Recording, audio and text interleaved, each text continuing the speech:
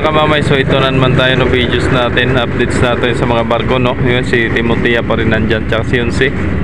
Yan, si Lorenzo, yun, si Lorenzo mabiyahe agad. Dumating kaninang alas 3, no? Ay, alas 4 pala dumating, galing Romblon. Tapos ngayon naman Marinduque. Lagari ang barko, lagari ang biyahe. Tapos si Beatrice, ayun, si Sais andyan na pala.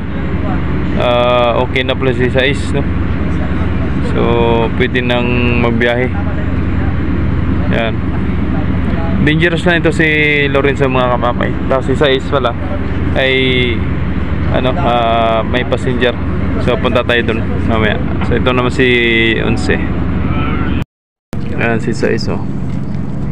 Ayos na yung kanyang mga sira dyan, oh. Na-repair na, no?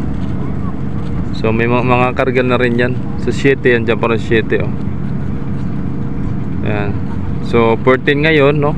Sabi nga ay yun yung exact date ng pagdating kanilang bagong barko na si MV Virgin de Peña Francia 16, no? Na galing sa Korea. Then parating sa Nabutas, no? Kung saan sila nagda-dry dock ng barko. Sa Pravel ba yun? Provel, ano? So yun. Alright, so yun. Yan lang po mga updates natin ngayong umaga mga kamamay, no? Maraming salamat and God bless. Ingat po kayo palagi. Love you all.